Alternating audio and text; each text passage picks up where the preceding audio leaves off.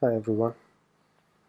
Um, Today we are going to see how we can, deploy a message flow which contains file input node, which frequently polls a file system, get some file, do the processing, and push that file into another file system.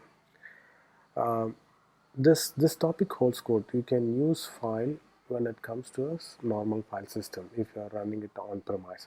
But the moment you deploy this message flow onto the container on IBM Cloud Pak for integration, then you need to the change the message flow uh, as a part of your refactor or redesign.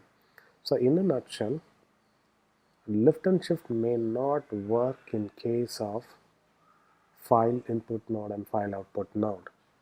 What we need to do is we need to redesign or refactor the message flow so that it can poll a remote file location and then do the required processing. So make a note, lift and shift does not work for file input node when you're deploying the message flow in the containers. Let's see. I have already opened the dashboard. I'm going to um, deploy the message flow. Before that, let me show you the message flow that I have. So I've just taken the example provided by IBM, and if you look at it, it does the file input processing and do some um, mapping and then push it into the um, output directory. So by default, if you download it, the FTP is not enabled. So what I did is I changed the message flow to FTP and provided the policy. You need to provide the security identity. Likewise, for file output node also, I've changed remote file transfer and FTP. There is some glitch. I won't say a glitch. The requirement is, though you specify remote, you need to provide the input directory. I provided /temp.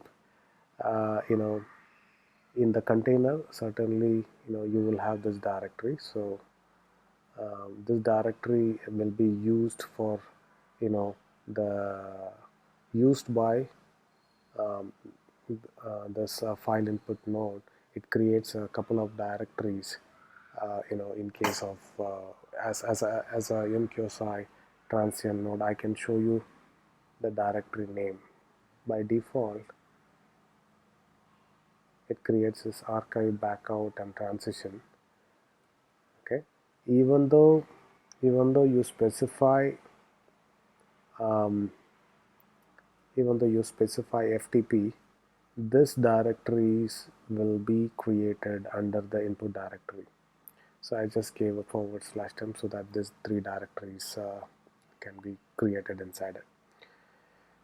Okay, so I've created a policy, one for input policy, because the relative directory, the what you call remote server directory, varies for input node and output node. So hence I created two policies. Okay,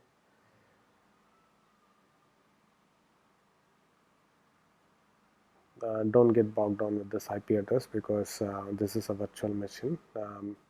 I have private IP as well as public IP. Just to check, I have provided both the IPs, and I have provided the security identity. I have configured the FTP server, and I have also tested with the FTP client. So this is the directory we'll be using to put the file. After processing, the file should be available in this. There is a file already. I can delete it.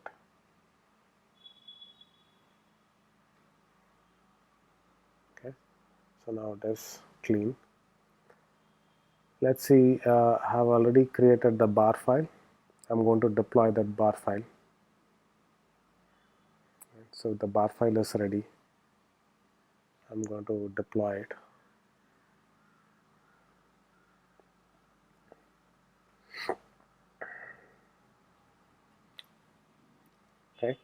So this is the bar file example file input. I'm just picking it up. Okay, so I'm going to say continue. Now it gives you the content URL. Copy it, keep it safe, and if you want to override the server configuration, you just download it, the config.tar.zz. I've downloaded it. Now you move on to configure release.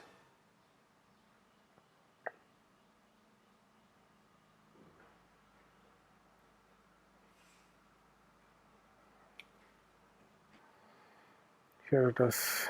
You can look into the documentation about integration server. You can go and click the configure. I just gave a release name and I just choose a namespace, cluster,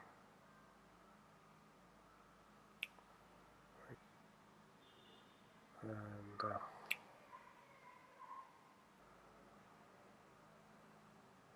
this is the content server URL, the one that we saved. Paste it here. I'm not using it for production usage, and this is just an enterprise server. I don't have any dependencies on MQ. So if you have any dependency on MQ client or a server, you can choose. Otherwise, you just choose enterprise only.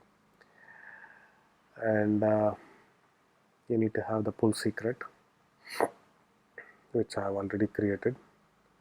Leave the node port to the service type to node port, and I've just provided a secret name is file demo. You can give any name. This is the release name minus secrets. So this is nothing but whenever we are overriding, say for example, we have provided we are supposed to provide FTP security identity, which is nothing but the user ID password, so which has to be set in the setDB params. So how do we execute the setDB params inside the container? So are there any easiest way? Yes, it is. So what happens is just let us not click on the install till we create the secret. I'm just filling the placeholder.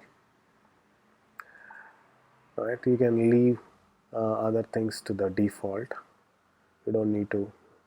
You can uncheck enable persistent, uncheck use dynamic provision if you are not using any persisting anything.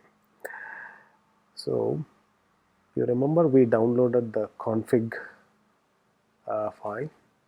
I have already extracted it. So it is nothing but this is what config tar.zz file. When you extract it, it will give you all the text files. Say for example, if you want to override, if you want to provide MQSC, you can use this file. If you want to provide policy.xml, you can provide. So for this particular use case, I'm going to make use of setDB params, right?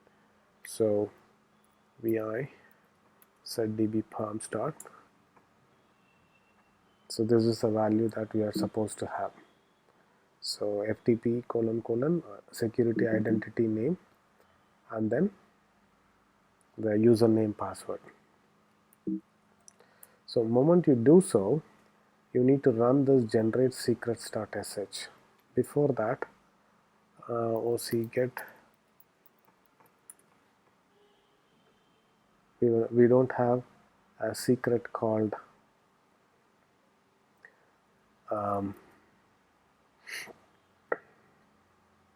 so I will make use of this name to create the secrets.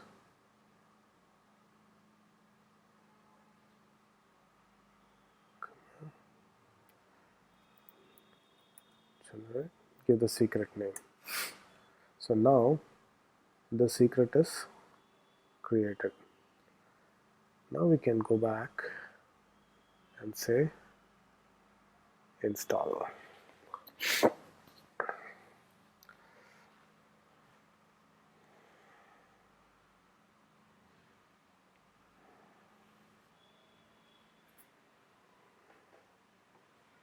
Okay, so let's see.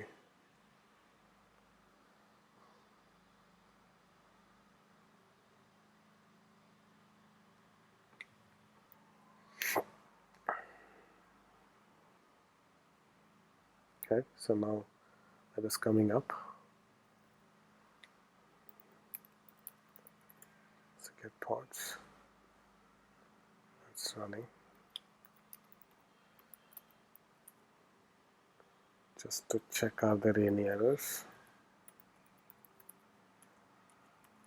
Looks like there are no errors. Now let us check by putting this file.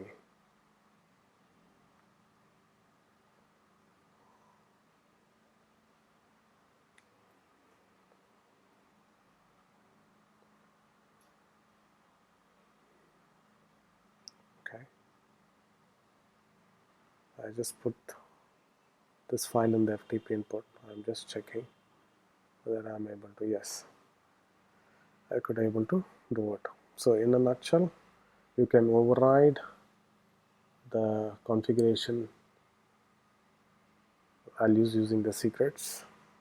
And please note, file input node, if a message flow uses file input node, and when you're deploying it into the container, left and shift is not an option.